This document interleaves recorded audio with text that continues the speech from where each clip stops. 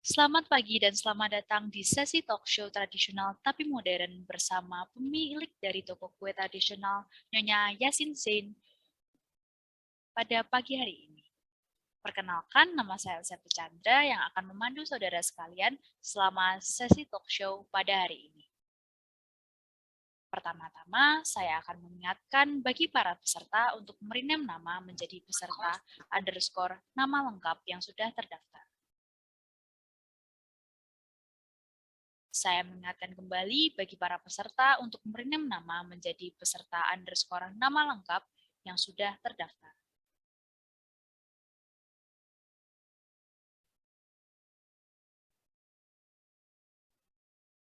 Sebelum serangkaian acara dimulai, saya akan membacakan beberapa peraturan yang harus dipahami. Nomor 1, peserta diharapkan merename nama sesuai dengan yang didaftarkan.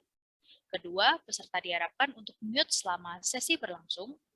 Yang ketiga, peserta diharapkan untuk on kamera selama sesi berlangsung. Apabila ada pertanyaan, dapat diketik di kolom chat Zoom kepada PIC Q&A dan akan disampaikan kepada pembicara saat sesi Q&A. Dan yang terakhir, e-sertifikat akan dibagikan secara digital melalui grup WA.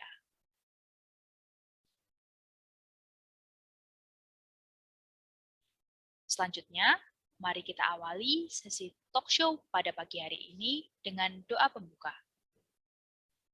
Pada Kak Owen, saya persilahkan untuk memimpin doa pembuka, waktu dan layar dipersilahkan. Ya, terima kasih atas kesempatan yang telah diberikan. Baiklah semuanya, sebelum kita memulai acara pada hari ini, mari kita satu dalam doa. Saya akan pimpin dalam agama Katolik, yang lainnya boleh menyesuaikan dalam agama masing-masing. Mari kita berdoa. Ya Tuhan, terima kasih karena Engkau telah mengumpulkan kami pada hari ini.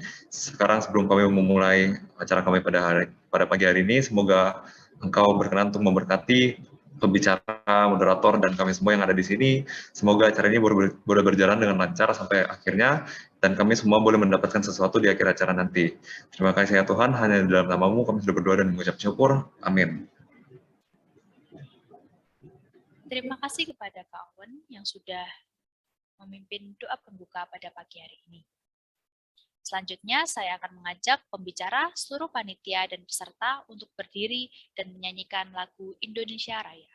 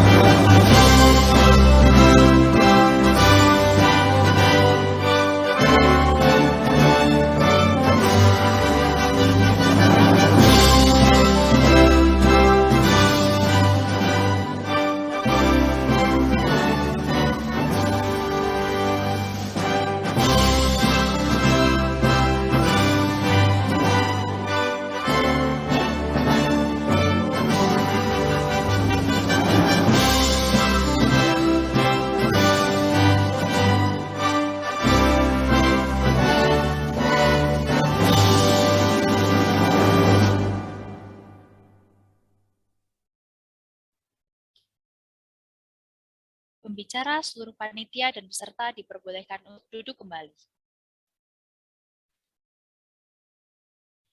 Selanjutnya, saya mengundang ketua acara kita, Jocelyn Manuela Theos, untuk memberikan sepatah dua kata sambutan. Kepada Kak Joyce, waktu dan layar saya persilahkan. Selamat pagi, Salam sejahtera bagi kita semua. Pertama-tama, perkenalkan nama saya Joycelyn Manuela Theos, selaku Ketua Acara Talk Show Tradisional Tapi Modern bersama Nyonya Yasin Sein.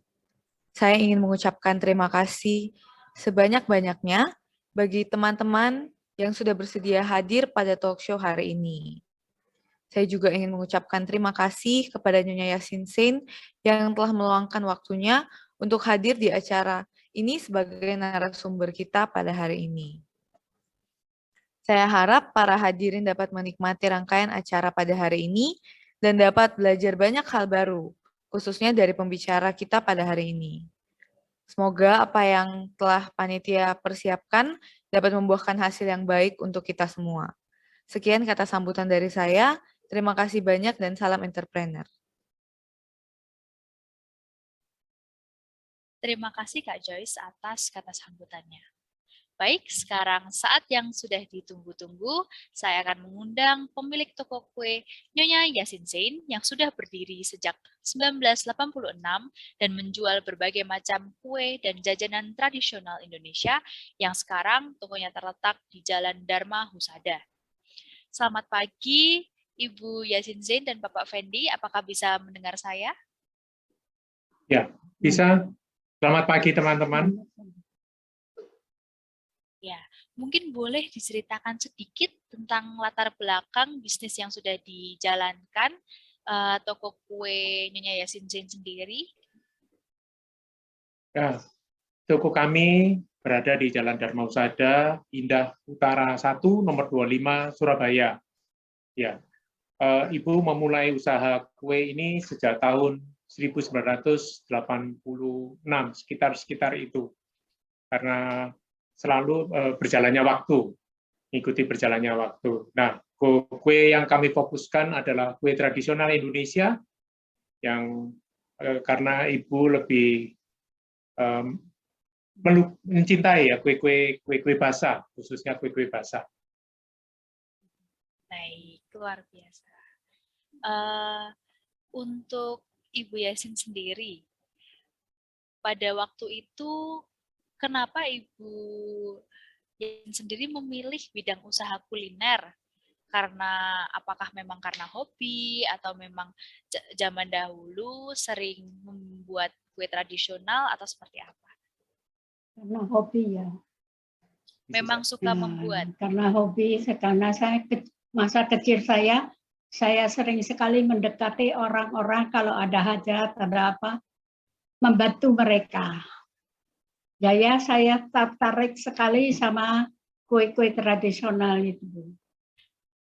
Baik, berarti memang berawal dari hobi dan kesenangan lalu menjadi bisnis dan usaha begitu ya Ibu? Ya.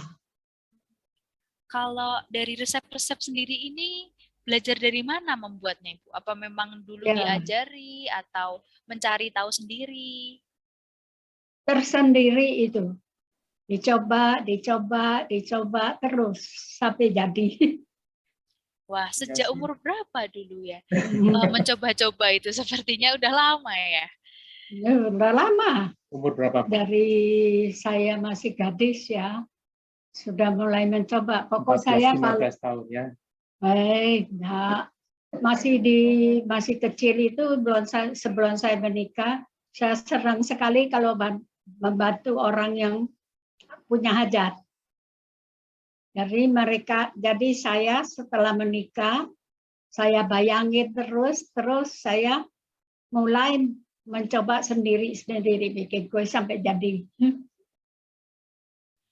Berarti apa yang membuat akhirnya ingin memperjualbelikan kue-kue yang dulunya sudah dibuat, dulu sudah diresep, dan akhirnya membuat usaha?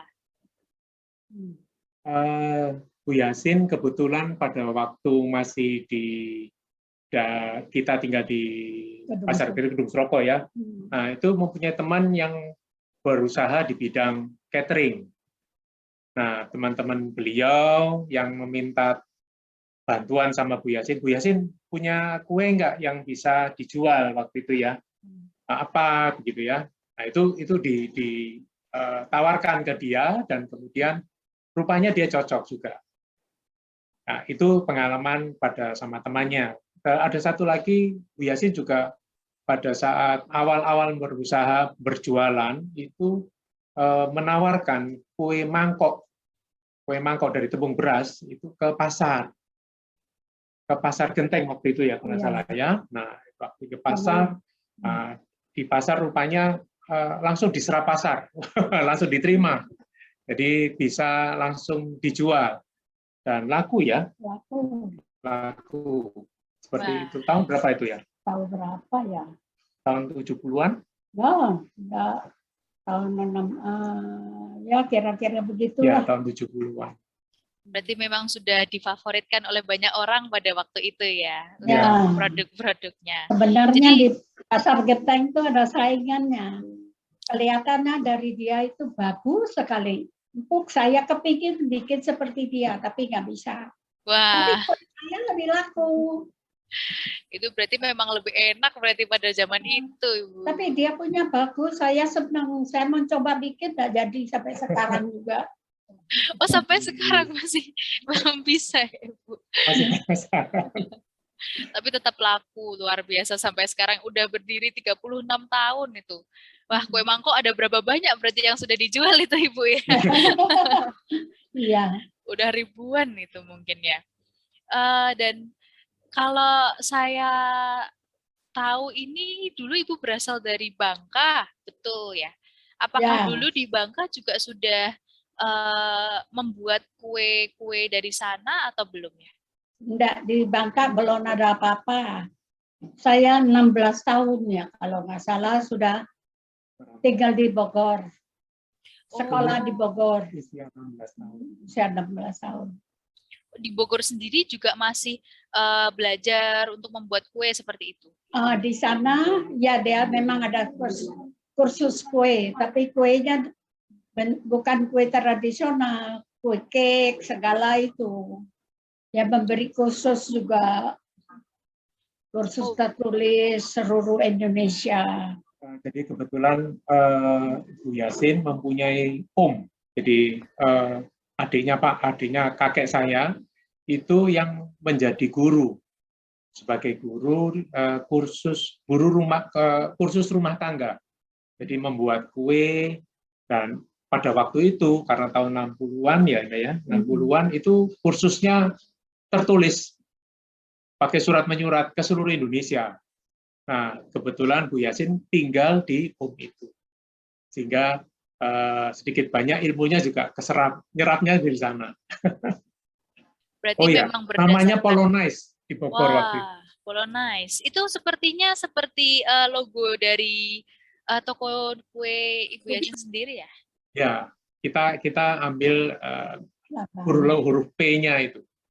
Wah, ya. Berarti memang spesial ya pada waktu itu. Ya. Belajar dari pengalaman juga, dari kursus juga, menyempurnakan skill-skillnya seperti itu ya. Nah, kalau pada zaman dahulu itu kok bisa akhirnya dari jualan di pasar memulai membuka toko sendiri khusus jajanan tradisional? Berapa? Iya. Ingat, Mbak? 1906 kami mulai membentuk kue kami itu menjadi lebih dan spesial, beda dengan yang lain-lain. Bentuknya lebih kecil, kita modifikasi supaya tujuannya sebetulnya supaya customer kita ini bisa menikmati lebih banyak kue-kue tradisional yang sangat enak ini. Terus kemudian mengkombinasi kue-kue yang dari zaman dulu. Kalau dulu kan kuenya besar-besar nih. Nah, misalnya seperti wajik. Wajik ini kita buat kecil, mungil. Nah, tinggal kalau dulu orang bilang satu hub. Ya, satu hub aja sudah habis. Nah, tapi zaman dulu besar, kita modifikasi menjadi lebih kecil. Nah, berarti memang biar tidak seperti pada umumnya, ya, ya biar menginovasikan sesuatu yang baru seperti itu. Ya. Berarti akhirnya melihat peluang bisnis di situ, membuka toko kue. Nah, saya penasaran, zaman dahulu tuh bagaimana menarik customer ke dalam toko itu? Karena kan itu merupakan toko yang baru ya, dan membutuhkan konsumen-konsumen. Apa yang dilakukan oleh Ibu Yasin pada dahulu untuk memasarkan toko kue ini? Kebetulan Bu Yasin satu waktu itu ikut Lions Club. Kebetulan teman-teman di Lions Club sering mengadakan acara. Nah, disitulah acara. Terus kemudian ya disitulah Bu Yasin memperkenalkan kue-kuenya itu di acara tersebut. Kemudian mengadakan basar, ikut acara basar. Nah, kebetulan salah satu pembesar di Surabaya waktu itu mengadakan acara di Delta Plaza. Di Delta Plaza kita sempat membuat tumpeng yang cukup besar, dan disitulah banyak orang yang melihat dan banyak orang yang datang. Oh, ternyata kami menjual banyak variasi kue tradisional, dan waktu itu kan unik karena kecil-kecil dan bentuknya itu spesial. Nah, kami berusaha untuk membawa kue-kue tradisional Indonesia itu dalam bentuk yang indah untuk dilihat dan tetap enak untuk dirasakan. Oke, luar biasa. Berarti Ya. memang gabungan gitu ya, dari networking, dari produk, inovasi produk, marketing, memang menjadikan itu sebagai untuk jalannya usaha ini. Betul, ya. Kalau sekarang kan mungkin banyak basar market. Nah, zaman dulu juga ada di Tunjungan Plaza. Nah, itu kan kesempatan kita untuk memperkenalkan kue. Dan dari situ kita mendapatkan customer yang datang ke toko kami. Baik, mungkin bisa diceritakan sedikit lagi nih, Ibu Yasin. Saya ini penasaran, bagaimana tetap membuat pelanggan itu jadi pelanggan setia, yang dari zaman dahulu sampai sekarang tetap membeli di toko kue. Bagaimana merangkulnya itu? Kan susah itu ya kalau itu ya. Kebetulan Bu Yasin pada waktu itu suka jaga toko sendiri. Jadi dia menghadirkan dirinya sendiri di toko dan menyapa customer dan berkenalan bagaimana kabarnya dan kebutuhan kuenya apa, kita bisa membantunya seperti apa. Ada orang-orang yang kepingin kita gali dulu kebutuhan mereka ternyata membutuhkan sesuatu yang berbeda. Misalkan, oh saya mau ulang tahun, tumpeng saya, tamu saya ini kurang lebih sekitar 200 orang.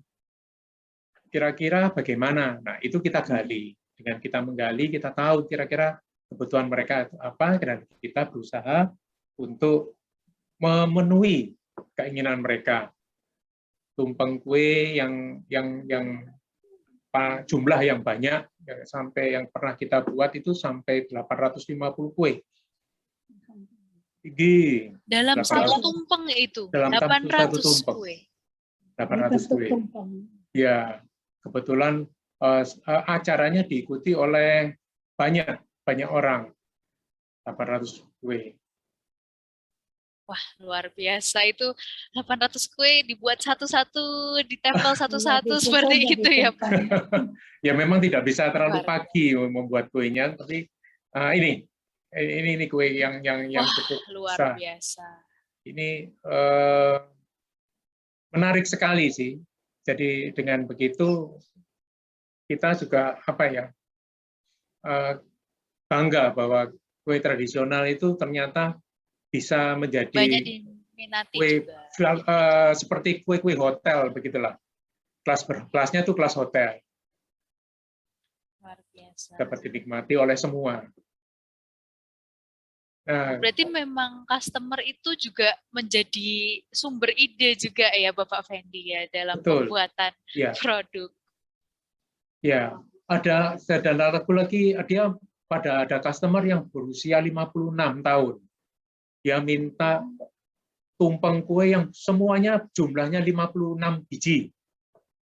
Ya, seperti di gambar ini setiap tumpeng itu jumlah kuenya 56. Jadi kita membuat spesial untuk dia. memang customer kami buat spesial.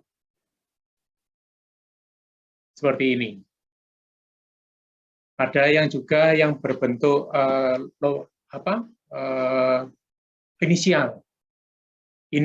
inisial dari perusahaan, karena perusahaannya ini sedang berulang tahun, jadi media ingin mempunyai bentuk inisial dari perusahaannya. Berarti banyak MS, kalau nggak salah waktu itu MS. Nah, ini yang di pojok kanan bawah. Ada juga yang ulang tahun 90 tahun, 70, nah seperti itu. Ada angkanya yang waktu itu tidur, ya kita kalau tidur di foto nggak kelihatan, mintanya diberdiriin gitu ya. Seperti angka 70 itu kan diberdiriin. Nah, konstruksinya itu yang kita juga mesti pikir. Ya, customer memang sumber inspirasi kami dan kita sangat menghargai itu. Itu berarti juga kalau misalnya konsumen, relasi kepada konsumennya tidak baik, kan nggak mungkin ya tercipta diskusi seperti ini. Jadi melahirkan sesuatu yang unik, yang baru seperti itu. Ya, memang. Intinya sebetulnya membangun good relationship lah untuk dengan customer supaya kita bisa bersama-sama ya untuk mencapai dia kepinginnya apa gitu ya. Tidak hanya komunikasi dengan pasangan aja ya, tapi dengan customer itu harus dibangun gitu ya. Baik. Untuk tumpeng tadi sendiri itu berarti kan memang saya dengar itu produk utamanya dari Nyonya Yasinzen ya. Ini khas seperti itu ya. Apakah dengan ini kan pastinya ada bidang usaha lain yang meniru atau kadang-kadang kayak ingin juga mengambil ide dari sini. Itu bagaimana tanggapannya biasanya? Kan berarti kan harus bersaing seperti itu dengan usaha lain. Ya, bagi kami toko kue Nyonya Yasin, teman-teman yang membuat usaha kue ini adalah teman. Wah. Jadi kita sama-sama membangun kuliner bisnis kita ini mempunyai karakter masing-masing. Kadang-kadang dia hampir mirip dengan kami pun tidak merasa tersaingi atau merasa seperti apa. Bahkan kita juga, iya ternyata dia juga lebih bagus. Ada sisi positifnya. Ada sisi positif. Jadi kita bersama-sama membangun budaya kuliner Indonesia ini menjadi lebih maju, lebih berwarna, lebih cantik. Jadi Indonesianya jadi lebih cantik. Jadi tidak ada persaingan. Saling belajar seperti itu? Iya, betul. Wah. Memang saling, apakah mungkin Bapak Fendi sendiri ada kenal dengan pemilik usaha di bidang yang sama atau bagaimana? Banyak. Kami bersama-sama. Memang ada yang kita ada suka bertemu. Ya, ada grup. Kita bikin grup arisan lah, grup arisan. Jadi Ibu Yasin ini punya teman-teman, terus kemudian membentuk grup arisan, yang saling kumpul, saling sama-sama memberi masukan, saling belajar, sehingga oh iya ya punyamu nih mesti digini ini gitu. Jadi sama-sama majunya sama-sama.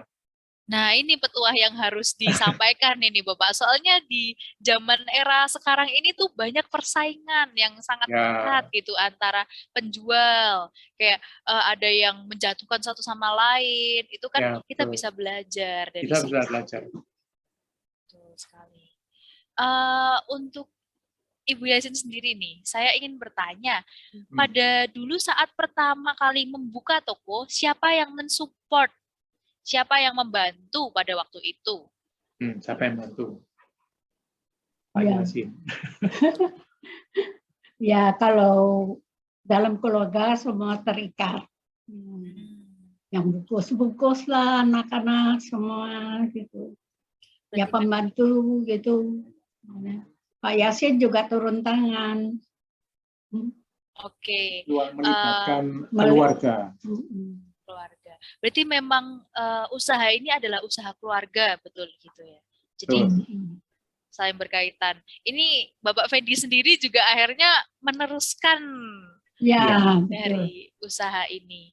Apakah Ibu Yasin dulu pernah berpikiran, wah, toko kue saya ini bakal saya wariskan kepada anak saya, seperti itu?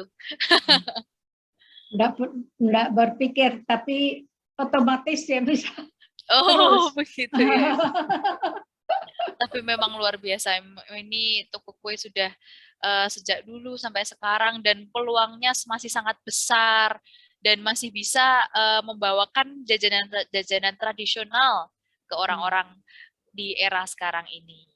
Ini kalau boleh tahu, Ibu Yasin ini apakah masih memproduksi di belakang layar, di dapur, atau membuat resep-resep mungkin? Saya enggak ke dapur sih, tapi ngontrol pasti. Oh, kue itu kenapa begini? Enggak mau, ayo bikin lagi gitu. Kalau enggak Wah, benar, iya. pikir dia enggak mau. Baik, berarti Kalau- quality control. Ya, Wah, luar kontrol. Kenapa ini bisa seperti ini? Enggak mau. Berarti memang udah ada standarnya tersendiri gitu ya Ibu ya. Ya, Jadi, nah saya mau bertanya Ibu juga, pastikan ada resep yang dari zaman dahulu itu mungkin ada berubah ke zaman sekarang. Tapi bagaimana pada waktu itu menyocokkan dengan lidah anak sekarang atau dengan bertahun-tahun atau tetap menggunakan resep asli pada zaman itu? ya enggak tentu karena bahan itu selalu berlait ya. Tepung beras kan bisa lain. Kue tradisional itu mesti tahu berasnya beras apa gitu. Kalau berasnya terlalu keras nanti kuenya juga keras. Jadi beras kita giling sendiri, pilih sendiri. Beras digiling sendiri, betul ya? Berarti membuat tepung beras sendiri, apakah benar? Betul. Ya betul. Wah, luar biasa. Berarti ini saya baru tahu juga ini. Berarti memang bahan dasarnya dibuat dari beras, Ya. digiling dan diproses lebih lanjut. Ya. Karena zaman dulu itu kan cari tepung beras kan susah. Zaman dulu berasnya digiling pakai batu. Ya, kemudian dikeringkan, terus kemudian ya dari tepung beras itu kan kita bisa kontrol kualitas berasnya bagaimana. Jadi barang-barang utama, barang-barang paling utama ya paling penting itu terkontrol seperti beras. Beras kita giling sendiri, berbentuk basah jadi direndam dulu juga, digiling pakai batu. Ya. Itu berarti menggiling manual itu ya tepung berasnya ini. Zaman dulu. dulu. Kalau sekarang udah sendok, banyak. Satu sendok. Zaman dulu seperti itu. Tapi sekarang kan sudah modern. Tapi kita tetap masih pakai tepung beras yang sendiri. basah. Untuk sampai sekarang juga apakah masih membuat sendiri? Ya. Masih. Wah, luar biasa sekali ini. Memang kalau resep zaman dulu itu tidak ada yang menyaingi itu. Makanya kualitasnya terlihat gitu ya. Bisa dirasakan. Karena saya juga bergelut di bidang kuliner. Saya juga sering menggunakan tepung, tapi belum pernah itu membuat tepung sendiri. Seperti itu. Jadi memang pengalamannya sangat banyak ya.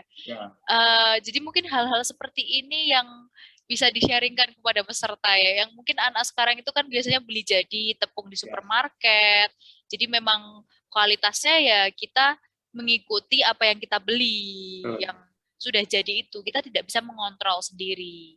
Ya, bahan baku memang merupakan komponen terpenting di dalam bisnis kuliner, sehingga pemilihan bahan baku yang terbaik itu saya rasa, menurut kami itu merupakan kunci utama bagaimana kita membuat hasil produk yang sangat bagus, enak, dan terkontrol bahan baku. Misalnya katakanlah tepung beras.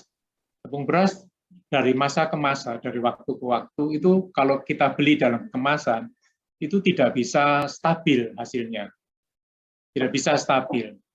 Nah, ini ada foto dengan Bu Sinta dengan Yasin yang sedang mengolah kue mangkok dengan bentuk variasinya, pakai ubi ungu.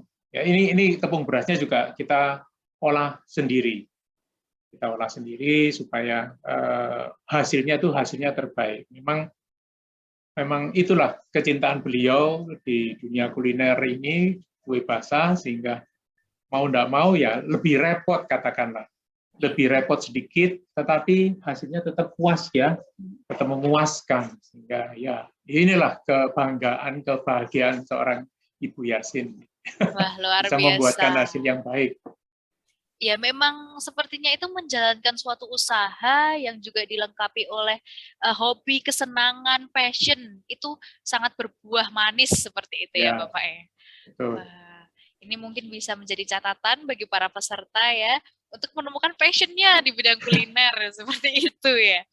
Ya, betul. Ya. Harus cinta dulu katanya Bu Yasin. Harus cinta dulu di bidang kuliner, baru masuk ke sana.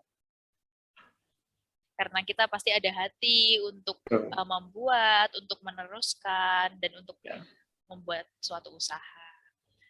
Apakah mungkin dari Ibu Yasin sendiri atau Bapak Fendi ada tips untuk peserta di sini yang baru saja mau masuk ke dunia kuliner, usaha kuliner? Jadi mungkin di sini ada beberapa yang masih takut-takut memulai. Mungkin bisa diceritakan, di-sharingkan sedikit pengalamannya. Ya. Kalau Ibu dulu memang usahanya macam-macam. Ibu ini pandai belajar menjahit dulu waktu itu. Menjahit bisa, buat kue bisa, buat roti juga bisa. Tetapi memang kondisi waktu itu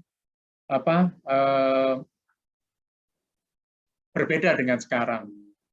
Nah, Ibu sih pada saat memutuskan untuk terjun di dunia kuliner ya lakukan aja apa yang kalian ingin lakukan.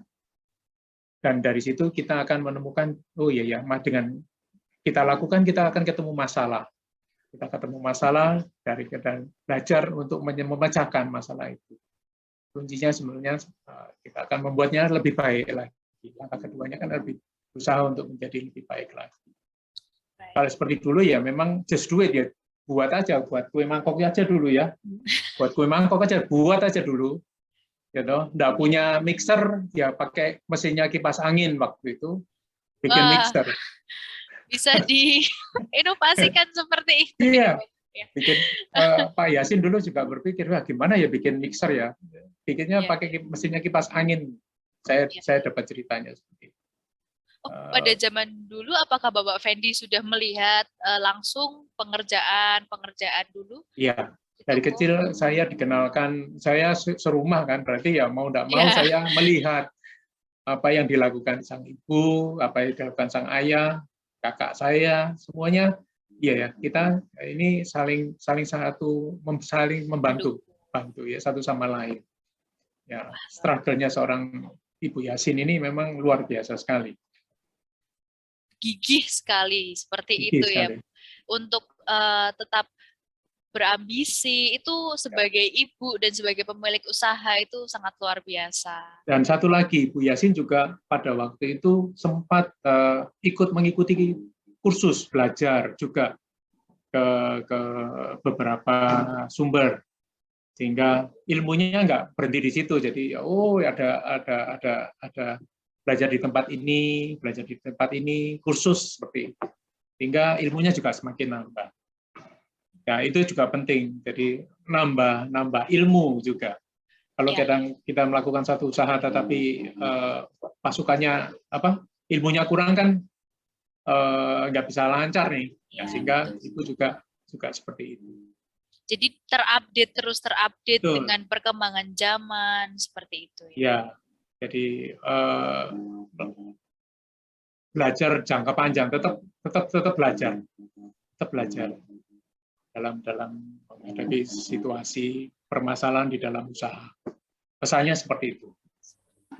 Baik, kalau dari mungkin satu terakhir untuk sesi pertama ini, untuk Ibu Yasin sendiri itu pada saat melakukan usaha itu, apakah ada pengalaman yang kurang mengenakan pada zaman dahulu, tapi itu membangun pada waktu itu? Apakah ada permasalahan, pernah misalnya membuat adonan dalam jumlah besar tapi ternyata gagal, atau punya konsumen yang kecewa, atau yang bisa membuat usahanya tuh malah semakin berkembang karena masalah itu, seperti itu. Tidak pernah ya kita Allah. Sepertinya udah jago ya. Jadi sikapnya itu memang seperti itu. Sikapnya memang seperti itu. Jadi bukan masalah, tetapi melihatnya bahwa itu merupakan masukan yang positif bagi kami. Sehingga kami, Bu Yasin, ini ada rasa yang kurang enak, misalnya katakanlah wajik, ini seperti wajik. Kita dulu wajiknya seperti ini. Wajiknya ini kok ada rasa jahenya gitu kan. Kecewa nih, gimana ya? Ya memang Mama bilang memang pada waktu itu kita membuat wajik dengan menggunakan ada rasa pakai jahenya. Jadi memang dikomplain kan waktu itu, istilahnya dikomplain kan. Tapi Mama punya karakter keciri khas sendiri terhadap produk yang dia buat. Seperti itu. Ya, kita tetap membangun kembali lagi, tetap membangun relasi yang baik. Itu mungkin masalah salah satu produk juga. Terus kemudian kalau misalnya wah kuenya kurang fresh misalnya seperti itu. Ada komplain tertentu ya kita akan tetap membangun, tetap ngomong kepada customer seperti apa. Menjelaskan. Ya, hubungan baik itu penting bagi saya. Memang relasi. Nanti kita akan pastikan ketemukan jalan keluarnya. Baik. Berarti memang melihat masalah itu sebagai sesuatu yang membangun. Berarti malah ya, tidak betul. melihat pasti ya. Wah, luar biasa. Jangan patah semangat. Kalau ada masalah, ayo jalan hadapi. Gitu. Jangan lari. Karena sepertinya itu pada zaman sekarang itu banyak permasalahan yang muncul ya. Jadi kayak seperti saya sendiri pengalaman pribadi itu saat membuat adonan, misalnya itu gagal atau menghadapi konsumen yang komplain, itu kadang-kadang patah semangat. Kayak rasanya apakah memang benar ini saya menjalankan seperti ini, apakah baik, apakah benar. Kadang itu masih ragu-ragu seperti itu. Adonan kadang-kadang juga kita bisa juga karena bahan baku yang tidak stabil tadi, kita buat adonan, ternyata adonannya nggak jadi. Tetapi malah jadi kue baru lagi. Satu jenis tercipta lagi yang baru. Seperti itu.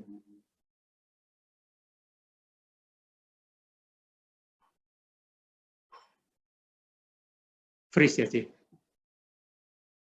Oke, mohon maaf, tadi ada kendala teknis. Apakah bisa mendengar saya? Ya, bisa. Oke. Oke, baik. Tadi sepertinya saya kurang mendengar. Ya. Jadi waktu masalah adonan tadi saya ulangi. Jadi waktu itu memang karena adonan yang bahan baku yang tidak stabil itu, Ibu membuat adonan kan. Nah dari adonan itu ternyata tidak bisa jadi kue yang seperti yang diinginkan. Berarti memang bahan baku. Nggak jadi gitu, istilahnya nggak jadi. Nah makanya itu sehingga malah jadi kue adonan baru ya. Jadi adonan baru, jenis kue baru, dan itu menambah variety. Jadi jenis kue Bu Yasin bertambah lagi. Wah, luar biasa. Dari kesalahan, bukan kesalahan ya, dari mungkin kendala teknis itu bisa berubah menjadi variasi baru. Ya, kreasi baru. Wah, itu memang sepertinya tangannya itu sudah ingin membuat kreasi baru. Jadi kayak, dijadikan wah luar biasa memang. Baik, mungkin untuk sesi pertama kita pada hari ini sudah selesai. Kita setelah ini akan lanjutkan dengan break time dan toilet time selama 10 menit. Untuk pembicara, seluruh panitia dan peserta dapat mematikan kamera dan dapat kembali lagi jam 10:20. Baik, kembali lagi bersama saya Elizabeth Chandra sebagai moderator pada sesi talk show hari ini. Sebelum kita memasuki sesi talk show sesi kedua, saya mengingatkan bagi para peserta yang ingin menanyakan pertanyaan, bisa langsung chat ke kolom chat PIC Q&A dan akan kita bacakan kepada pembicara di sesi Q&A nantinya. Dapat diingatkan lagi kepada peserta untuk yang ada pertanyaan mengenai bidang usaha atau tips and trick bisa langsung dicatkan kepada PIC Q&A di pada kolom chat. Baik. Apakah Ibu Yasin dan Bapak Fendi bisa mendengar saya? Bisa. Baik.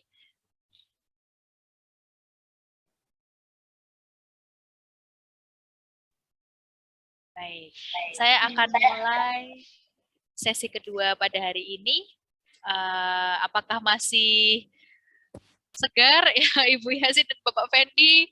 Kita Masih mau semangat. masih semangat ya. Baik, ini mungkin saya agak mengulik tentang operasional dari toko kue sendiri, lalu bagaimana dengan inovasi yang dilakukan pada zaman sekarang ini dan lain sebagainya ya Pak ya. Untuk pertanyaan pertama, pada zaman sekarang ini banyak sekali bidang usaha yang berkembang, terutama kuliner, dan banyak sekali pesaing-pesaing yang udah modern, yang memiliki mungkin sistem yang sudah advance, menggunakan research and development yang luar biasa, marketing yang sangat menggelegar seperti itu ya. Bagaimana toko kue Nyonya Yasin ini sendiri yang memang sudah dari dulu yang sudah bahkan diturunkan kepada Bapak Fendi ini tetap bisa menjangkau konsumen baru dan bagaimana bisa create suatu sistem sehingga bisa bertahan sampai sekarang dan bahkan saya lihat di Instagramnya itu selalu update, selalu bahkan saya dengar-dengar juga rutin mengikuti bazar seperti itu. Jadi bisa di-sharingkan sedikit? Ya, inti kunci utamanya sebetulnya mau belajar dan harus berubah. Karena zaman dulu dengan zaman sekarang, zaman pandemi, kita mengalami banyak hal. Sehingga seperti hal-hal seperti itu yang kita harus tetap harus menyesuaikan diri. Kalau dulu kita belum komputerisasi di dalam toko, pada saat ada komputer, kita harus belajar mulai menghitung kue-kuenya, terus kemudian mencatat customer-nya. Customer-nya ini memiliki alamatnya di mana, dia dari mana, terus kesenangannya seperti apa, itu kita catat, itu ada catatannya sendiri. Terus kemudian kita berubah lagi masuk ke zaman pandemi. Pandemi kita harus juga berubah, kita harus bisa, orang sudah pada waktu itu kan tidak mau keluar nih. Nah, Toko Yasin sendiri harus mendekatkan diri kepada customer. Bagaimana caranya? Ya, kita mesti media sosial. Kita aktif di media sosial, kita aktif di Grab dan GoFood. Nah, Grab dan GoFood pun sendiri ada, pada waktu itu kita juga belajar bagaimana menyesuaikan Grab dan GoFood itu orang yang mau membeli itu kuenya harus ada terus. Nah, kita yang sebagai produsen itu harus betul-betul perhatikan kalau kue A misalnya sudah habis dan tidak di close, tidak dimatikan, itu akan tampil terus di situ. Nah, kemudian karena pandemi orang sudah mulai datang, boleh tetap Grab tetap jalan. Nah, kita juga berubah. Kita ada pembatasan. Nah, seperti itu melalui video seperti video yang kita punya seperti ini.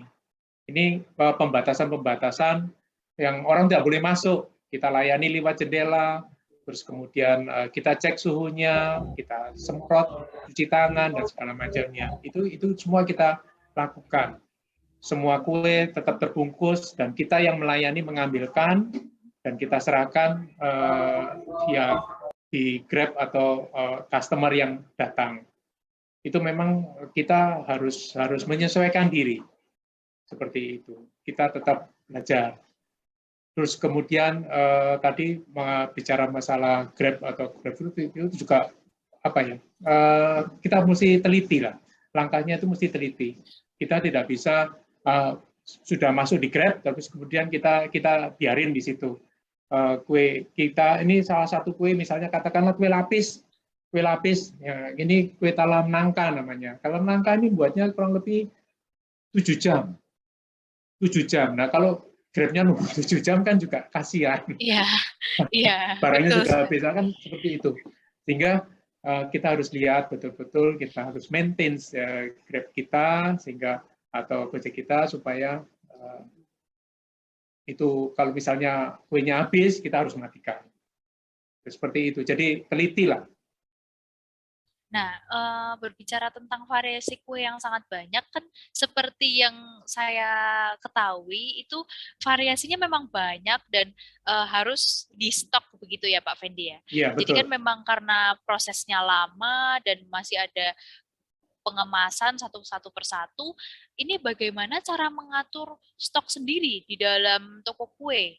Karena kan pasti yang seperti yang sudah dibicarakan tadi kan pelanggan jika tidak ada nanti kecewa dan seperti itu. Ya, kita aktif di dalam Instagram.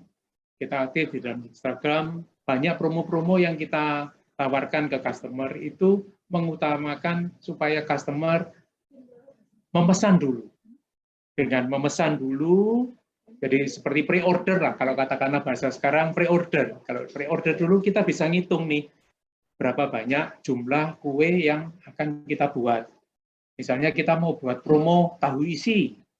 Ya, waktu itu kita juga sempat buat promo tahu isi dan booming sekali. Dan banyak yang customer itu sampai jauh-jauh hari pesan. Sehingga kita tahu, dengan itu kita tahu jumlahnya. Oh, hari ini bisa belanja dulu. Ya, kita mesti siapin bahan baku dulu segini banyak.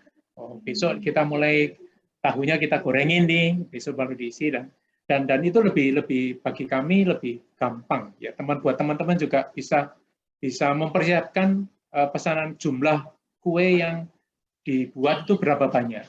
Jangan sampai mubazir karena bahan sekarang kalau boleh dikatakan cukup mahal.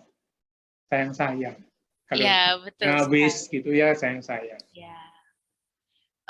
Kalau misalnya untuk kue sendiri ini kan terkadang ada yang sensitif ya Pak ya, karena menggunakan santan, menggunakan bahan-bahan yang fresh seperti kelapa parut, itu biasanya bagaimana cara mencegah atau mungkin memberikan edukasi kepada para pelanggan mengenai lama simpan atau lama konsumsi dari jajanan tradisional sendiri?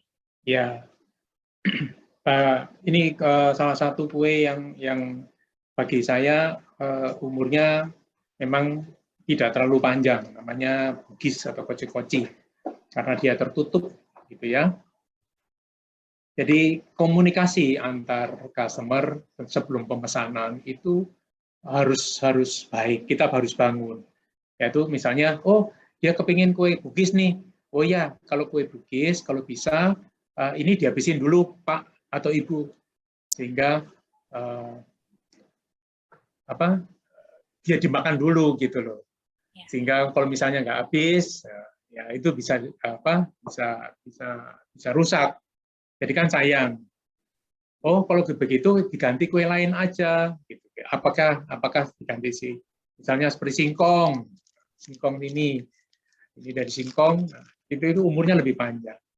Memang kita tetap memberikan berbagai alternatif pilihan kue sehingga sampai acara malam pun masih bisa acara. Ada customer kami, Pak saya mau all in you gitu ya. Bagaimana all in you? Pakai kue tradisional? Oke bisa, tapi mohon maaf kuenya harusnya seperti ini. Misalnya kue tok. Nah, kue tok ini umurnya panjang. Ya. Kue tok ini umurnya panjang. Jadi atau kue mangkok gitu ya. Ini kuenya umurnya panjang, sehingga customer pun juga merasa bahwa oh ternyata bisa ya seperti itu ya. Jadi mereka tetap dapat edukasi kok. Kita mengedukasi customer kita sehingga mereka juga tahu banyak. Oh iya Pak Fendi, kalau begitu kuenya minta yang ini aja. Gitu. Ada yang juga, oh saya mau bawa ke Jakarta. Ini kan masalah umur ini perjalanannya jauh kan. Nah, ini saya bawa ke Jakarta. Gimana caranya? Oh saya mau yang itu. Kalau bisa jangan Pak. Atau Ibu jangan. Kalau bisa yang ini. Oh saya naik pesawat kok. Kira-kira dimakan kapan? Besoknya. Wah lebih baik jangan. Kita tetap mengedukasi lah. Komunikasi ini, membangun komunikasi ini penting sekali.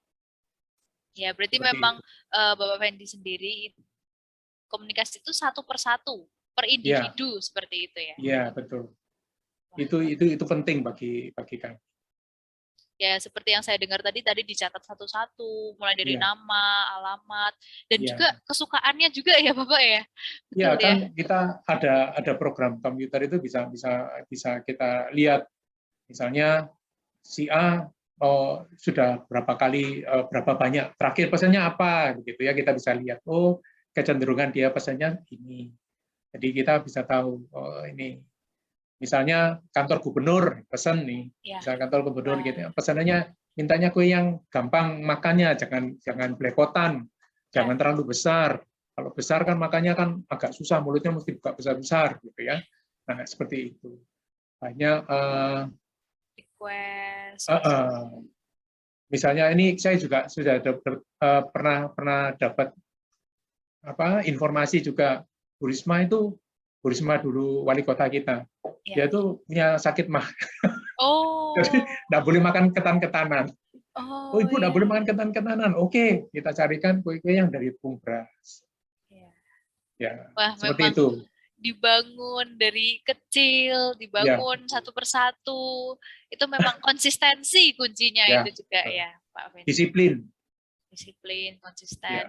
Itu yang mungkin sekarang itu anak muda harus belajar sepertinya ya. Karena sekarang kan mungkin serba cepat, serba naik turun seperti itu ya. Kalau mau boleh tahu nih Pak, kira-kira ada berapa banyak variasi jajanan tradisional yang dijual oleh toko kue Nyonya Yasinzin sendiri? Saya pernah mencatat itu sampai kurang lebih 100 macam lebih jenis kue yang pernah saya buat, yang kami buat. Luar biasa, 100 lebih ya Pak? 100 macam lebih, tetapi kan tidak semua 100 itu kita buat, karena yang hot item, yang itu kan kita pilihin, yang mana yang bagus dan banyak yang disukai. Ada customer yang kadang-kadang nggak suka. Karakter setiap customer kan juga kita, oh ini nih, kalau nggak perlu ya kita batasi, oh nggak perlu yang dibuat, kalau ini perlu dibuat lebih banyak, sehingga mereka juga senang gitu loh. Oh ketemu lagi, ini ketemu lagi, kan jenis yang ini ya saya mau suka yang ini nih. Tapi kadang-kadang ada juga customer yang, oh saya pernah icip, suka beli kue ongol-ongol, misalnya ongol-ongol. Dulu tuh pernah buat ongol-ongol gula merah. Oh iya, nanti saya buatin. Wah, memang servisnya luar biasa kalau ini ya. Memang terus kemudian apem. Ada kue-kue yang pada saat musim tertentu itu banyak dipesan. Seperti itu, ya. Pada waktu puasa itu banyak customer tuh minta dibuatin apem. Kalau nggak salah namanya megengan. Itu perlu apem, kue apem. Hot item pada saat awal-awal puasa itu apem banyak yang pesan, sehingga kita juga buatin untuk mereka. Tidak hanya buah yang musiman gitu ya, kue tradisional juga musiman juga sepertinya, seperti ya kue lapis itu biasanya kan juga ada musimnya sendiri, nanti masuki apa ada musimnya sendiri. Memang wah itu belajarnya itu dari tahun ke tahun gitu ya untuk menentukan itu. Ya, saya juga belajar dari orang lain, dari customer juga. Jadi memang saling udah teliti, saling memberikan masukan, mau mengimprove. Ini berarti tim research and development-nya kuat sekali ini dari Toko Nyonya Yasin sendiri ya. Ya awalnya memang diawali dengan Bu Yasin, bagian research and development, tetapi karena berkembangnya waktu, usia ibu yang sudah cukup banyak, kami keluarga juga harus bisa saling membantu. Saat sekarang istri saya yang sekarang ada di dapur ya juga dia aktif di sana di R&D, istilahnya lebih keren R&D. Iya, R&D ya Pak Randy ya. Nah, untuk berbicara mengenai bisnis ini sendiri kan ini merupakan bisnis keluarga. Bagaimana ceritanya kok bisa akhirnya Bapak Fendi ingin melanjutkan, atau apakah anggota keluarga lain juga ikut membantu? Mungkin bisa di-sharingkan sedikit, karena mungkin teman-teman di sini ada yang ingin melanjutkan usaha keluarga, tapi ya masih bingung, masih apa yang harus dilakukan, apa yang terpenting dari Bapak Fendi sendiri itu siapkan usaha yang udah dibangun sejak dulu. Ya, toko ibu memang selalu melibatkan anak-anaknya untuk tetap ikut dalam usaha beliau. Ya, meskipun pada saat itu banyak pesanan, jadi kami pun waktu itu ya sibuk sendiri dengan sekolah dan segala macam, tapi ibu tetap melibatkan. Jadi melibatkan itu, ayo dibantuin, ini pesanan banyak nih, ayo ikut bungkus, gitu, katakanlah seperti itu. Ikut bungkus. Saya sendiri waktu kuliah juga, ayo kamu mesti belajar cara bikin seperti itu. Saya juga suka belajar. Jadi apapun yang dilakukan ibu itu bagi anggota keluarga ini merupakan suatu cinta kasih. Jadi cinta kasih. Jadi mereka juga ayo mengajaknya itu dengan tidak memaksa. Pada saat ibu pun sudah mulai berumur, kami pun juga anak-anak dengan sukarela itu ikut membantu. Ikut membantu kembali, meluaskan kembali. Iya. Memang pada saat peralihan itu kadang-kadang ibu nggak terima nih, kenapa kok begini nih? Misalnya setelah komputerisasi, karena kita sudah belajar harus ada tercatat bagaimana caranya mencatat ya dipakai komputer gitu kan. Pada saat komputerisasi ya banyak penolakan, banyak keraguan juga. Iya, nanti susah ngitungnya, nanti bagaimana, katakanlah seperti ngitungnya susah loh di komputer, nanti mau apa mesti ngetikin satu-satu gitu, kan susah.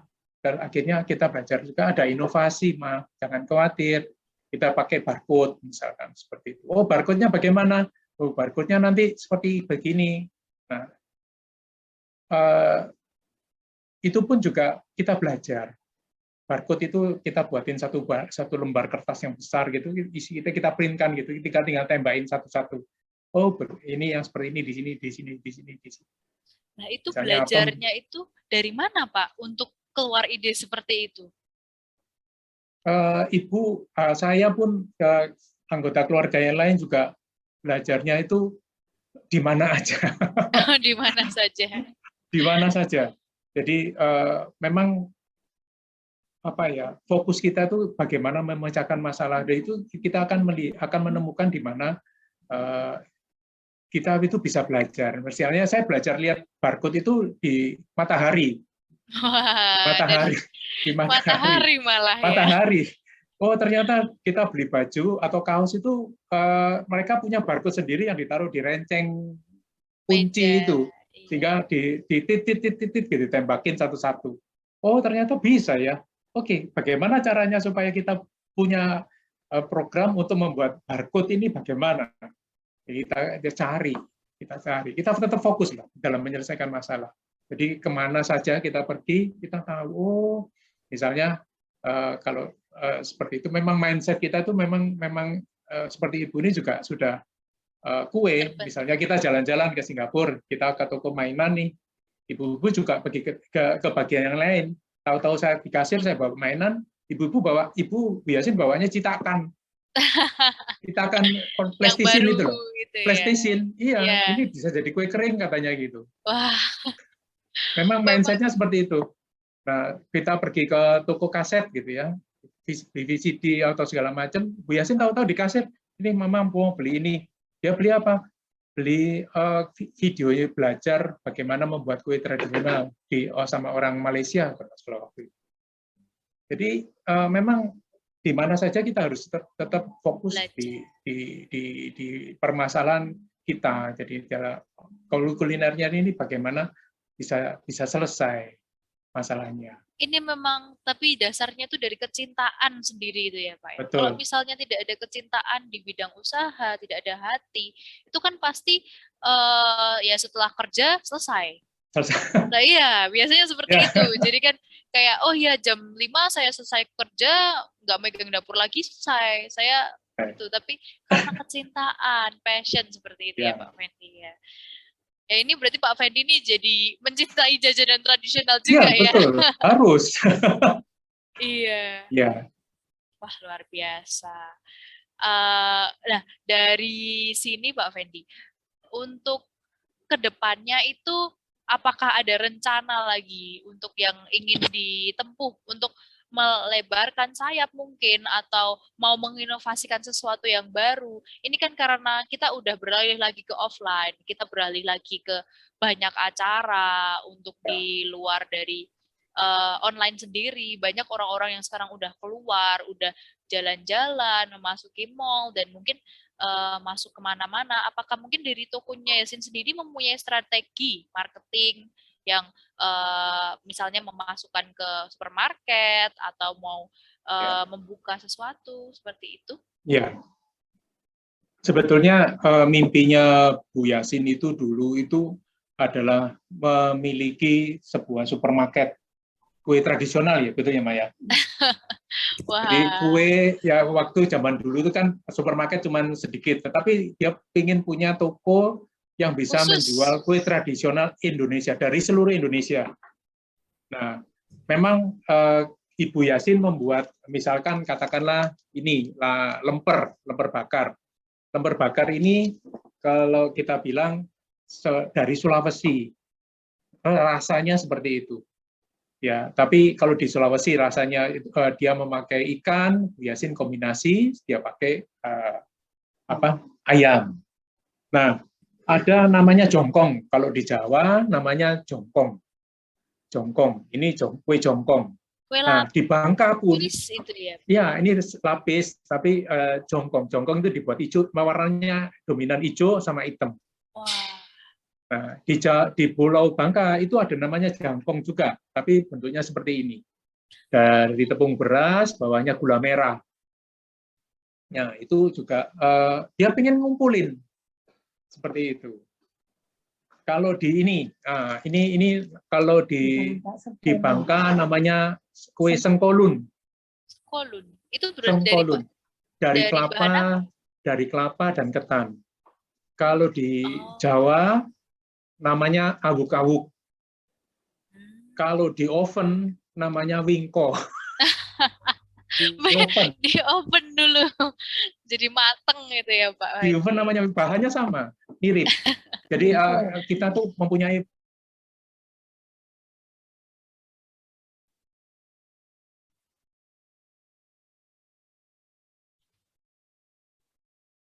sepertinya ada kendala koneksi, harap ditunggu untuk kalangan yang lebih banyak.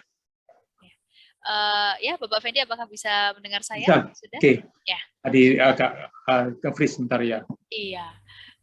Mungkin bisa diceritakan Bapak Fendi, kan saya mendengar ini banyak achievement yang sudah diterima oleh toko kue Yasin Zain sendiri, mulai dari masuk ke TV atau mulai dari memenangkan award dan lain-lain. Mungkin bisa di-sharingkan. Bahkan sekarang memang rutin menerima orderan dari banyak komunitas besar ya. Sampai tadi saya dengar dari gubernur, dari wali kota, seperti itu. Ya.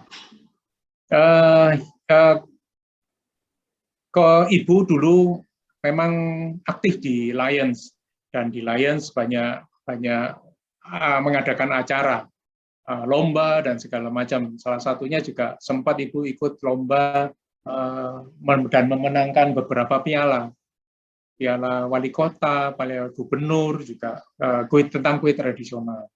Bagaimana kue tradisional? Ada fotonya nggak ya? Coba, nggak ada.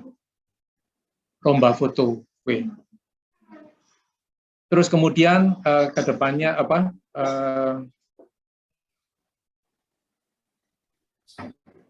Ada ya? Pernah ikut menang lomba kue pisang ya, Maya? Nah, ini ibu masih muda.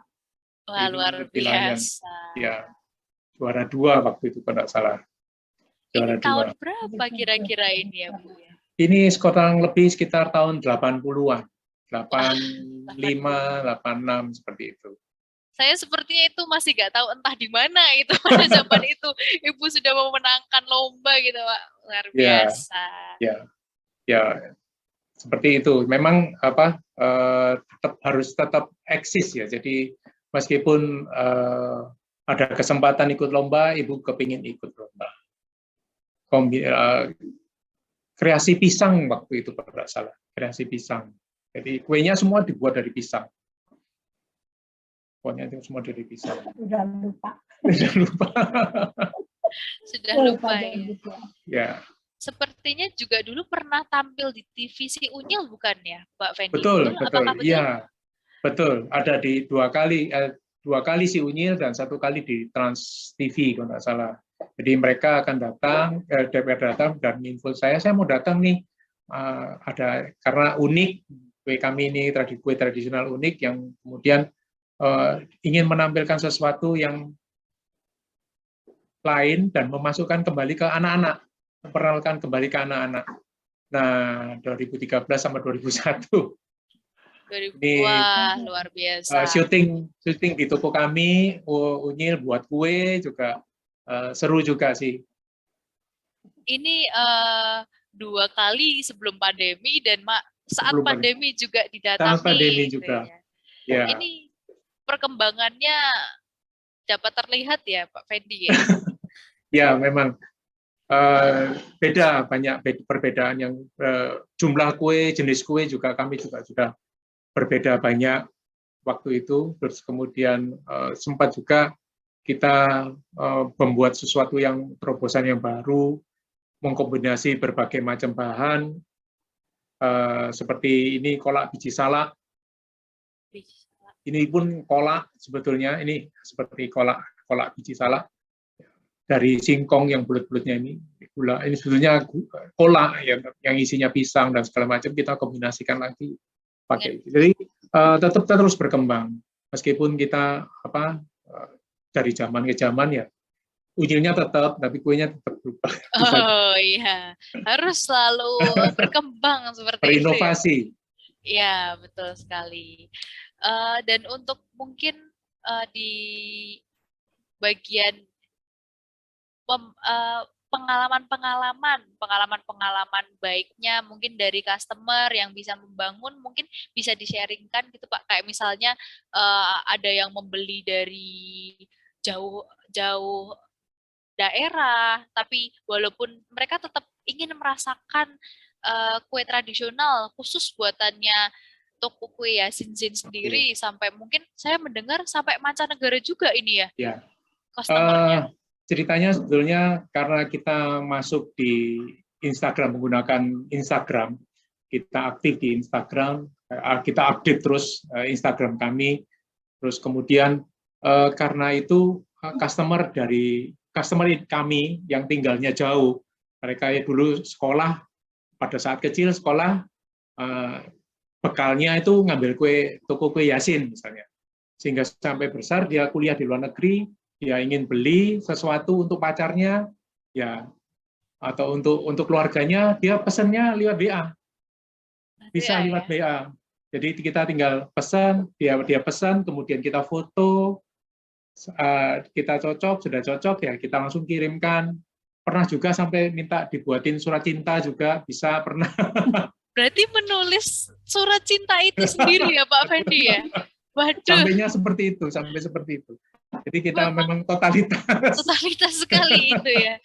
Menuliskan Ya. surat cinta untuk pacar, waduh. Ya pakai konfirmasi seperti ini. Luar biasa sekali. Ya, memang banyak customer kami yang dari Amerika pun pernah telepon kami menanyakan kalau misalnya kita pesan bisa dikirim enggak ke keluarga, itu pernah. Atau bahkan ada acara, Pak, saya ingin acara di Bali nih, bagaimana? Apakah bisa diakomodir?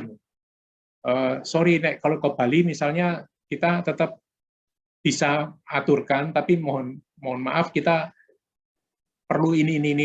Kita perlukan misalnya dapur, kita perlu ini, kita perlu itu. Ke perlu dapur sehingga sangat ribet. Oh, enggak apa-apa. Nanti saya atur katanya begitu. Wah, Ya, akhirnya ya mereka jadi acaranya di waktu itu kalau nggak salah di Ritz-Carlton. Ritz-Carlton Bali. Tamunya, wah, luar biasa. Tamunya dari Amerika ada, Taiwan, Hong Kong, Singapura. Ini juga sebagai ajang mempromosikan jajanan tradisional Indonesia, betul ya? Betul. Jadi kami memperkenalkan kue kami sebaik mungkin. Kue-kue Indonesia yang begitu banyak, yang begitu enak, dan itu kita share-kan kepada tamu-tamu spesial mereka. Pada waktu itu kalau nggak salah acara wedding. Berarti memang rumah produksinya yang pindah ya, bukan hanya... Ya, tidak semuanya sih, hanya sebagian. Dapur hanya sebagian kecilnya kita pindahkan. Kalau tidak salah, semoga ada fotonya, kita sempat fotokan. Ya, jadi sebagian itu sudah dipersiapkan di rumah sehingga jadi lebih. Nah, ini di Ritz-Carlton acaranya. Oh, ini yang di Bali. Yang di Bali. Pada waktu itu Ibu Yasin juga turut ikut ke sana? Kebetulan beliau ikut sebagai tamu. Oh, sebagai tamu. Sebagai tamu.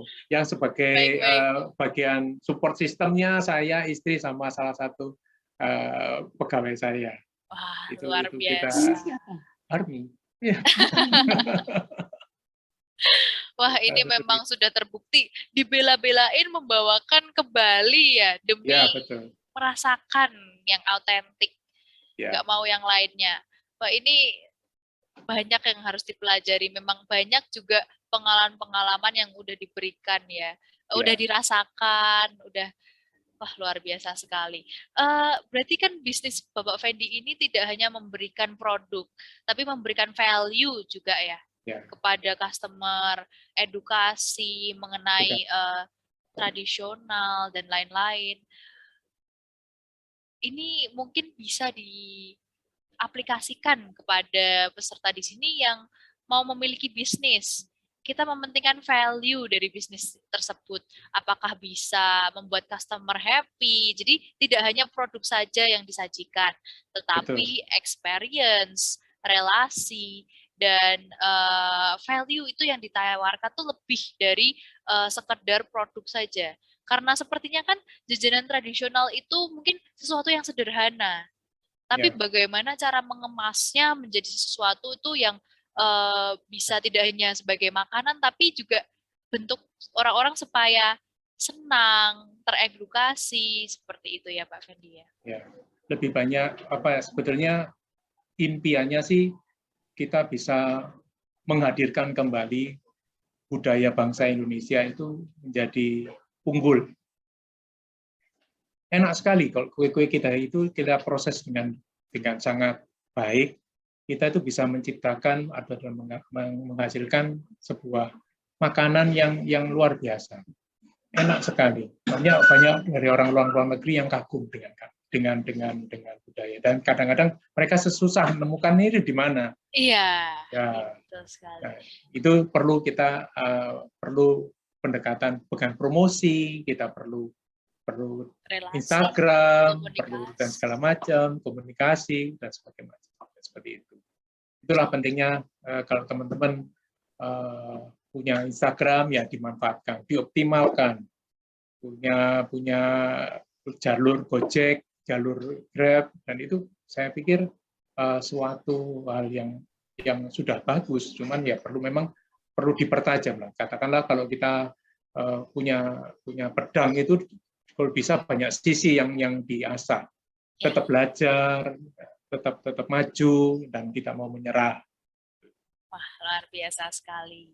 Mungkin untuk sesi kita, sesi materi pada hari ini berakhir di sini. Setelah ini kita akan memasuki sesi Q&A. Bagi para peserta yang ingin menanyakan pertanyaan, bisa dicatkan kepada PIC Q&A di kolom chat, dan saya akan menanyakan pertanyaan kepada pembicara.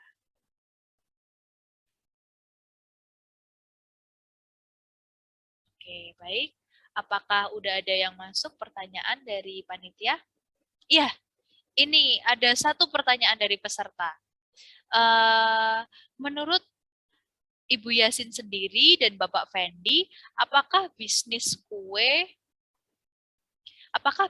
tradisional masih bisa bertahan sampai ke depannya? Dan bagaimana itu mempersiapkan pewaris berikutnya untuk bisnis ini? Karena kan mungkin jajanan tradisional itu semakin bersaing dengan jajanan modern yang sekarang banyak berkembang seperti itu. Ya, kalau pengalaman saya, memang Ibu Yasin sudah mengajarkan banyak hal. Dan kebetulan tidak semua orang, kebetulan saya senang sekali dengan kue tradisional. Sehingga memang kalau alih generasi memang harus betul-betul tepat, harus betul-betul bagaimana kita langkahnya itu benar gitu, sehingga bisa diaplikasikan. Katakanlah Ibu Yasin memperkenalkan saya, oh ayo harus begini, harus belajar masak dulu, harus belajar motong dulu, harus belajar ngukus dulu, harus bikin ini, bikin roti, harus bikin itu, dan itu saya jalanin semua. Nah, kebetulan saya mempunyai hati yang mau belajar, mau terus belajar. Itu bisa untuk transisi ke generasi kedua akan lebih mulus. Komunikasi yang baik itu saya pikir sangat yang penting. Memang dari masing-masing keluarga tentunya mempunyai karakter tersendiri. Tetapi kita yang penting tujuan utamanya adalah mencari jalan keluar. Tujuannya satu, untuk meneruskan ini bagaimana, seperti itu. Dan kue jajan tradisional untuk kedepannya, saya sangat optimis sekali karena semua kembali ke alam sekarang ini, trennya seperti itu. Kembali ke alam. Warna hijau yang kita dapat itu dari daun pandan dan daun betawi, pandan betawi. Itu kita tanam di rumah kita. Di toko itu kalau masuk kelihatannya pandan betawi semua.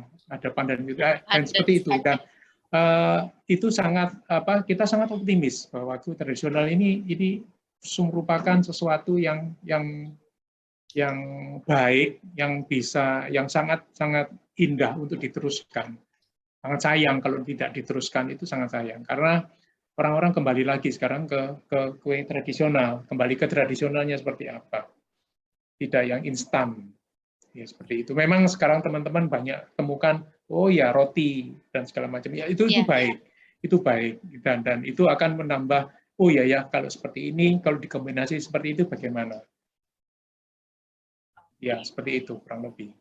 Berarti memang malah peluang usahanya itu malah luas ya, karena kembali lagi kita sekarang, apalagi setelah pandemi kemarin, orang-orang jadi karena pemrosesan kue tradisional sendiri itu kan pasti sehat ya, pasti menggunakan bahan-bahan yang alami pada umumnya, seperti itu ya Pak Fendi. Iya betul. Kita berusaha untuk less waste, jadi atau kalau bisa zero waste. Ya kita juga kembali ke give back to earth. Ya misalnya dengan sisa-sisa daun yang kita buat nanas, kita buat bahan kue gitu, kita buat kompos, kita buat ekoenzim. Nah, itu akan menambahkan nilai ya. Karena kita sudah Kayak beras itu kan kita ngambil dari alam. Iya. Kita harus kembalikan ke alam. Kita buat kompos. Saya buat kompos. Dari Bu Yasin sendiri pun buat kompos. Kita Berarti buat memang ekoenzim. sisa-sisanya itu diolah kembali ya? Oleh... Diolah kembali. Oh, baik. Jadi kita ya give thank lah. Terima kasih lah kepada alam. Seperti itu. Wah, luar biasa sekali.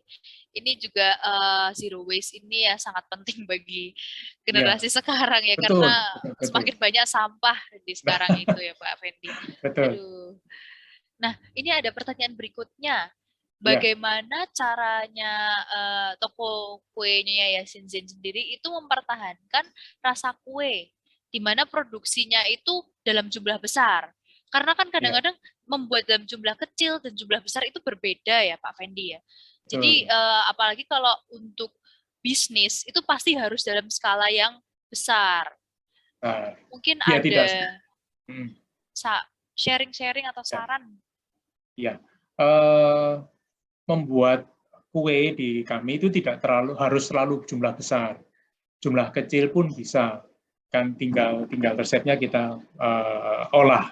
Terus kemudian bagaimana cara supaya tetap ajet ini, rasa yang dulu kita buat sampai sekarang itu tetap seperti itu.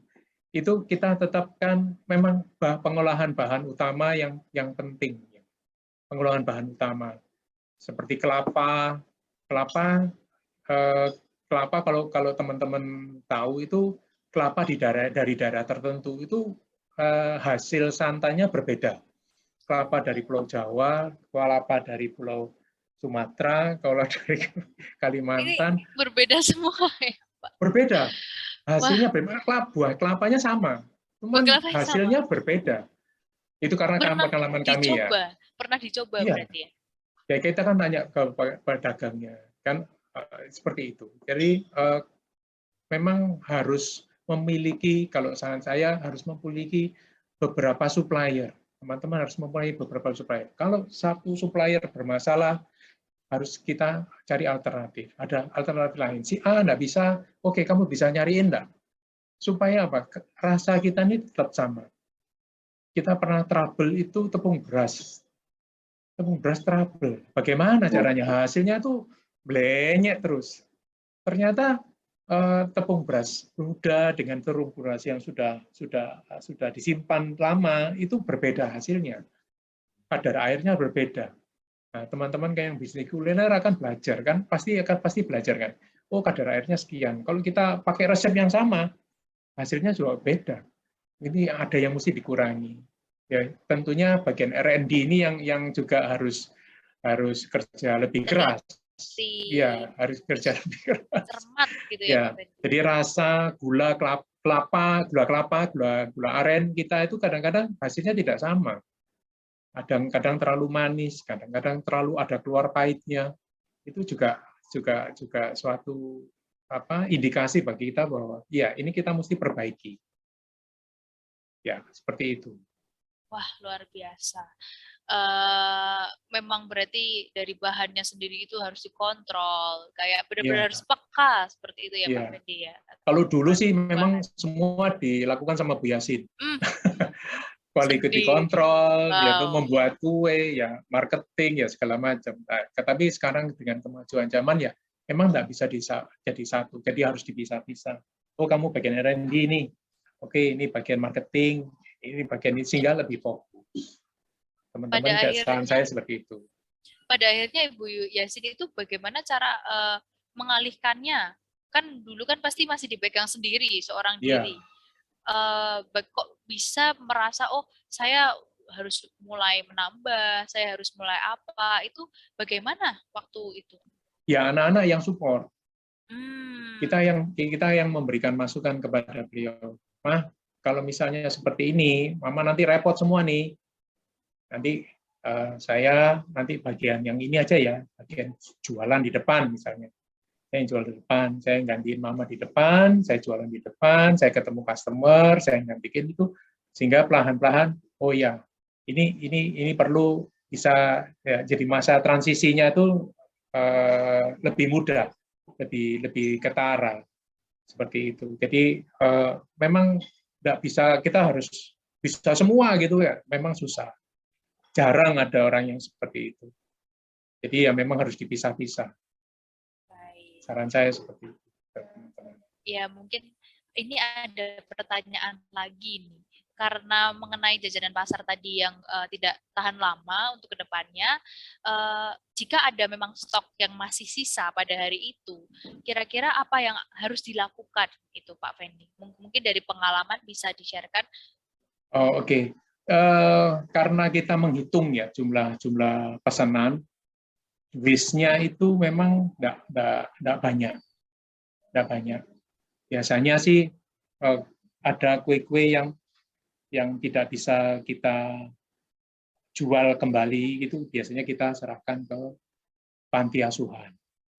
Oh, memang disalurkan kembali. Iya, tersalurkan ke sana. Kita serahkan ke mereka.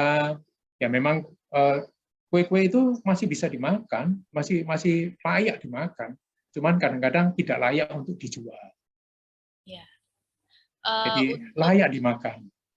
Masih untuk bisa menghitung stoknya sendiri itu bagaimana ya Pak? Kalau mungkin kan sekarang udah ada sistem pre-order, tapi kan ada kue tradisional yang harus masih ada di toko, stok di toko sendiri. Itu apakah ada sistem tersendiri atau? Oh, enggak, ya kita tetap buat sesuai resepnya aja. Jadi sistem stoknya kita secara otomatis itu kita tahulah hari Minggu misalnya. Hari Minggu itu biasanya pembeli tidak terlalu banyak. Kita akan kurangi jenis-jenis kue yang jumlahnya tidak banyak, jadi lebih sedikit, yang less, yang biasanya tidak laku, itu kita kurangi pembuatannya. Sehingga kalau hari-hari biasa lebih banyak yang laku karena banyak-banyak kantor yang pesan dan sebagainya. Jadi itu lebih itu. Kalau misalnya tidak habis pun ya akhirnya kami seperti itu. Oh, berarti juga kita serahkan ke panti asuhan. Kita salurkan lah. Kita salurkan. Ada yang terima. Tapi kalau gitu ya mungkin kalau untuk bisnis yang masih muda sekarang, itu stok itu kan sangat mempengaruhi dari harga jual. Betul. Nah, itu mungkin ada sharing sedikit dari Bapak Fendi cara mengatur berapa piece yang harus di-available-kan pada hari itu, atau memang harus dicatat berdasarkan pengalaman, memang ini barang yang diminati. Iya. Karena kami dulu kita sudah lama, kita sudah punya track record. Kita punya track record. Nah, kalau hari ini seperti ini, misalnya menjelang Natal atau menjelang puasa, ada kebutuhan seperti ini, sejumlah ini, ya kita harus buat. Waste itu tetap ada, si waste itu tetap ada. Maksudnya sisa yang tidak terjual itu tetap ada, cuman tidak sebanyak seperti itu. Tapi itu kita belajar dari pengalaman. Kalau teman-teman yang baru yang masuk ya memang harus belajar betul memperkirakan kira-kira saya bisa menjual berapa, atau sistem penjualannya yang dirubah harus menggunakan pre-order. Kalau pre-order kan lebih aman gitu loh. Nah, sistemnya kita bisa atur ke teman-teman. Saran saya seperti itu. Ini ada lagi pertanyaan dari peserta untuk Ibu Yasin yang sudah mendalami dunia baking dari remaja, tapi tidak mengalami rasa jenuh. Jadi melihat kan proses diulang terus enggak jenuh untuk membuat kuenya sendiri itu. Jadi kan udah 36 tahun ini membuat kue. Iya. Karena kita senang dengan kuenya itu enggak bisa jenuh. Berarti kita senang toh. Memang dulu tidak pernah mengalami itu ya, untuk merasakan jenuh sendiri itu ya. Tidak pernah ngalamin jenuh. Wah, ini luar biasa sekali kalau ini ya teman-teman. Mungkin itu dari kecintaannya kembali lagi ya Bu Yasin ya. Iya. Wah, luar biasa. Ini saya juga jadi terharu. Luar Karena biasa. kita senang ya, kerja kita tuh kita senang, jadi tidak mungkin kita jenuh. Ya, berarti memang harus berawal dari passion terlebih dahulu. Ya, baik mungkin buat teman-teman yang ingin memulai usaha atau sekarang merasa jenuh, mungkin kecintaannya pada bidang kuliner bisa ditingkatkan kembali seperti itu. Ya. Ya, ini ada pertanyaan lagi, mungkin pertanyaan terakhir menutup sesi Q&A kita pada hari ini ya. Untuk karyawan sendiri yang bekerja di toko kue Yasin Zain ini, apakah mendapatkan pelatihan atau memang sudah diambil dari profesional atau masih diawasi dalam proses pengerjaannya atau seperti apa? Mungkin bisa di-sharingkan sedikit, Pak. Tapi pegawai kita lama-lama semua. Oh. Pegawai kami di Nggak tempat pernah kami sebentar kerja. Kalau dia kawin, punya anak, apa. Kalau sudah kerja sama saya, jarang ya pergi. Wah, itu tips and triknya apa itu ya? Bisa mempertahankan. Ya, sama-sama lah. Kita ya itu tadi mengutamakan komunikasi. Mereka datang dengan ingin bekerja dan kemudian kami ingin membantu mereka untuk bisa bekerja, menghasilkan uang untuk mengirim uang ke keluarganya. Itu merupakan awalnya gitu. Dan dengan keinginan itu kita dengan membangun komunikasi yang baik, jadi mereka bertahan cukup lama ke kami dan bekerja. Bukan profesional, kita biasanya banyak mengambil anak-anak yang lulusan dari daerah, misalnya dari Tulungagung dan segala macam, itu mau bekerja di Surabaya, dan itu mereka sangat ya datang dengan gelas kosong, dan kita mengajarkan ke mereka langkah demi langkah sehingga mereka mau belajar. Ada yang sombong, tidak mau melakukan itu ada, tapi 1-2, tapi kebanyakan dari mereka baik-baik dan mau belajar seperti itu. Luar biasa. Berarti memang kebanyakan dari pegawai udah berpengalaman sejak dulu seperti itu ya Pak Fendi. Berarti kan ya kita yang memberikan pengalaman. Kita yang memberikan pengalaman dari mereka seperti ini dan memberikan pengertian bahwa ya ini proses yang harus dilewati. Berarti setiap harinya seperti biasa ada, bukan training ya, seperti diberikan tahu caranya, saat ada ini ada itu, seperti itu ya Pak. Ya, mereka akan terbiasa dengan langkah-langkah atau SOP yang kita sudah siapkan. Setelah ini harus mengerjakan ini dan mengerjakan itu ada. Misalnya membuat kue harus disiapkan santannya dulu dan segala macam itu ada. Dan mereka akan kan tidak semua kue itu kan selesai dalam waktu yang sama. Jadi ada yang selesai duluan, nah si yang selesai duluan bisa membantu, dan ini kekeluargaan tetap harus dibangun sehingga satu sama lain bisa saling lebih dekat, bisa seperti itu. Untuk standar operation prosedur berarti ada ya Pak Fendi ya? Ada. Kami sudah siapkan. Cuman memang harus lebih kreatif ya, tidak seperti perusahaan-perusahaan teknik. Ya. Jadi harus si A, harus langkah A, B, C, D. Kadang-kadang kita harus lompat ke C dulu, baru melakukan si B. Nah itu di kami sudah harus lebih fleksibel. Ya. Berarti memang SOP yang fleksibel. Mungkin karena di dunia kuliner itu banyak yang harus disesuaikan seperti itu ya Pak? Iya, betul. Untuk SOP-nya apakah hanya untuk dalam membuat jajanan tradisional atau ada SOP lainnya mungkin mengenai kebersihan atau kesehatan atau pembersihan dapur sendiri, itu semuanya sudah tersistem atau seperti apa Pak? Kalau yang itu sih saya rasa belum.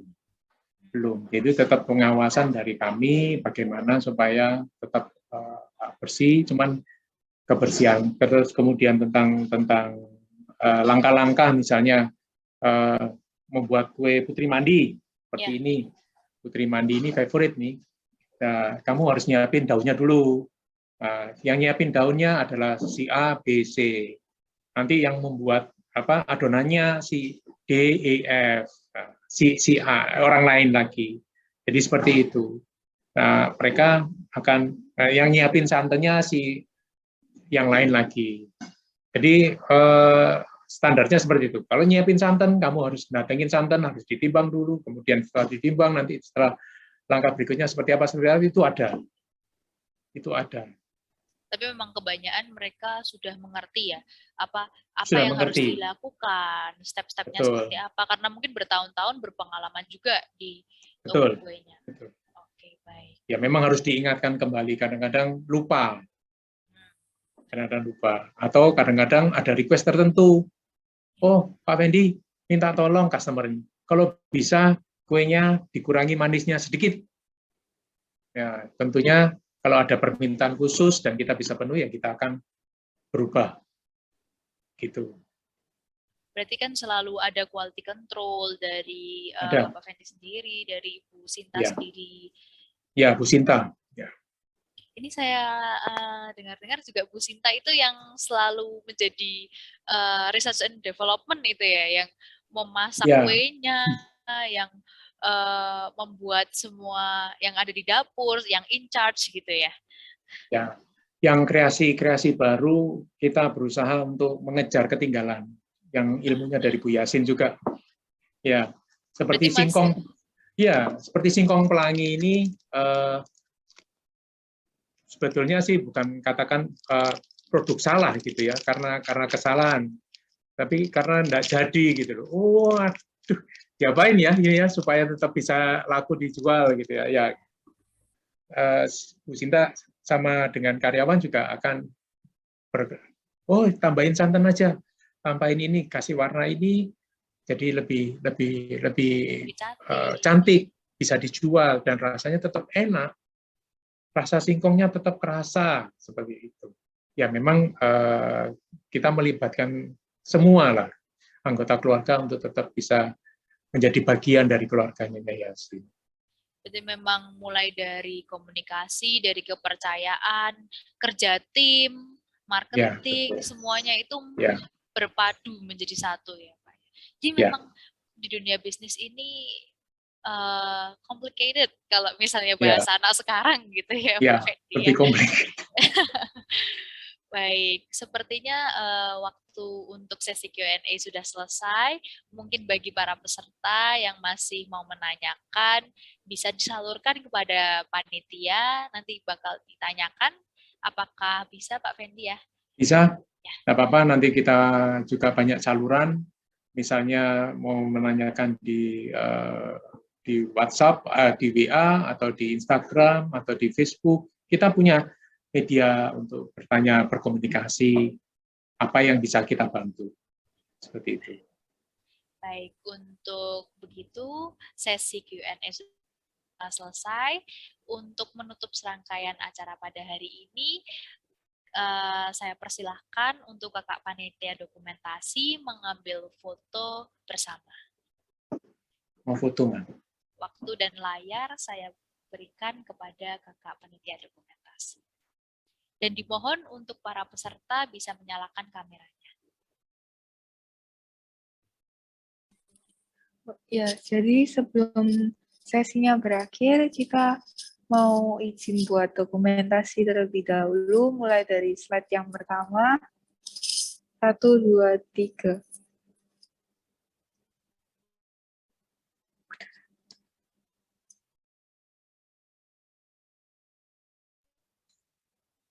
Slide yang kedua, 1, 2, 3.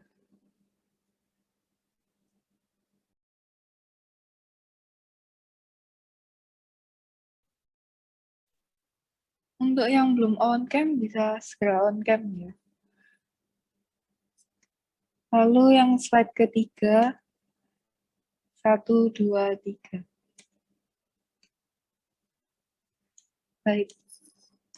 Terima kasih. Waktu dan layar akan saya kembalikan ke moderator. Terima kasih. Baik, terima kasih Panitia Dokumentasi yang sudah mendokumentasikan sesi kita.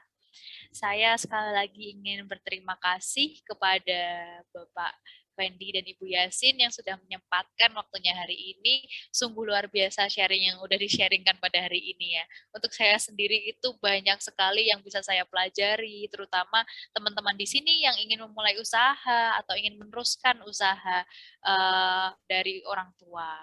Dan saya sekali lagi mengingatkan bagi para peserta untuk dimohon mengisi Google Form, absen, terakhir, dan feedback. Juga dikirimkan linknya di chat Zoom atau bisa scan QR di bagian layar. Sekali lagi saya mengucapkan terima kasih kepada Ibu Yasin dan Bapak Fendi. Semoga usahanya terus lancar dan Amin. bisa meluaskan sayapnya, bahkan sampai mungkin buka cabang di luar kota, bahkan bisa sampai ke mancanegara. Amin. Terima kasih banyak atas Terima kasih teman-teman. Terima kasih. Untuk pembicara diperbolehkan untuk live Zoom. Sekali lagi saya mengingatkan kepada peserta untuk mengisi Google Form absen dan. Tapi ini stop video ya. Saya terima surat telepon dari Pak Surat. Baik. Saya ingatkan sekali lagi peserta bisa mengisi Google Form feedback dan absen yang sudah dikirimkan pada link chat Zoom. Akhir kata, terima kasih atas seluruh peserta yang sudah mengikuti serangkaian acara dari awal sampai akhir. Saya sebagai moderator Elizabeth Chandra pamit undur diri dan terima kasih.